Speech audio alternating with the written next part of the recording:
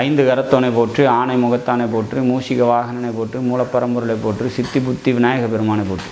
ஓம் ஏகதந்தாய வித்மகே வக்ரதுண்டாய தீமஹி தன்னோ தந்தி பிரசோதயாத். குருவே சரணம். இணையத்தால் இணையும் இதயங்களுக்கு வணக்கம்.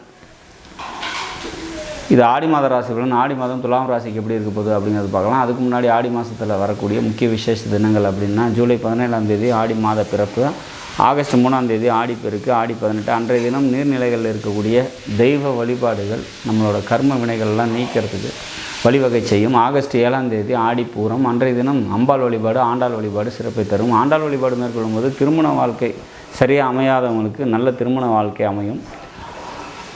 கல்யாணம் ஆகாமல் இருக்கிறவங்களுக்கு கூடுதல் சீக்கிரமாக கல்யாணம் ஆகும் அப்படிங்கிறத நம்ம உறுதியாக சொல்லலாம். சரி, இந்த ஆடி மாதம் துலாம் ராசியை பொறுத்த வரைக்கும் எப்படி இருக்க போகுது அப்படின்னா, துலாம் ராசியை பொறுத்த வரைக்கும் ராசிநாதன் சுக்கிரன் உங்களோட ராசிக்கு கேந்திரத்தில் இருக்கார். இது சிறப்பான ஒரு அமைப்பு. 3 கிரகங்கள் கேந்திரத்தில் இருக்குது. 10ல் ஒரு பாம்பாவது பாவியாவது இருக்கணும் அப்படின்னு சொல்கிறாங்க. அந்த வகையில் இந்த மாதத்தோட கிரக அமைப்பு வந்து பார்த்திங்கன்னா உங்களுக்கு சிறப்பாக இருக்குது அப்படிங்கிறத எடுத்துக்கலாம். கடகராசியில் சுக்கிரன், சூரியன், புதன்.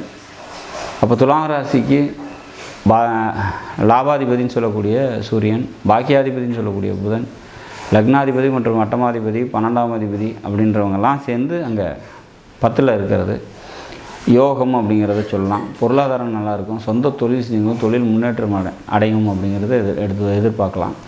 2ஆம் அதிபதி ராசிக்கு 7ஆம் வீட்டில் நின்று ராசிவே பார்க்குறாரு. கூட குரு இருக்காங்க. உடல்நிலை நல்லாயிருக்கும், உடல் ஆரோக்கியம் பெருகும், பொருளாதாரம் நல்லாயிருக்கும், குடும்ப உறவுகள்கிட்ட ஒற்றுமை நல்லாயிருக்கும்.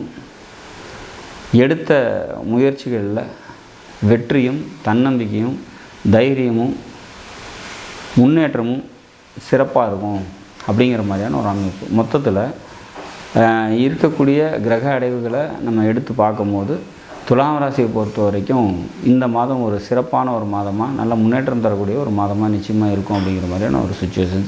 பொருளாதார மேன்மை அடையும் அப்படின்னு சொல்லிட்டோம். பெண்களால் நன்மைகள் உண்டு, நண்பர்களால் நன்மைகள் உண்டு அப்படிங்கிற மாதிரியான ஒரு அமைப்பு. அறிவும் ஆற்றலும் திறமையும் பெருகக்கூடிய ஒரு மாதமாக இந்த மாதம் நிச்சயமாக இருக்கும் அப்படிங்கிறத நம்ம எடுத்துக்கலாம். துலாம் ராசிக்கு சந்திராஷ்டமி தினங்கள் அப்படின்னா 1, 2, 3, அதாவது ஆகஸ்ட் 1, 2, 3ஆம் தேதி சந்திராஷ்டமி தினமாக வரதுனால அன்றைய தினம் முக்கிய முடிவுகளை எடுக்காதீங்க. வெளியூர் பயணங்களை தவிர்த்துருங்க. நாடும் நாட்டு மக்களும் நலமுடன் வாழ நவகிரகங்களை வேண்டி அமைகிறேன். நன்றி, வணக்கம்.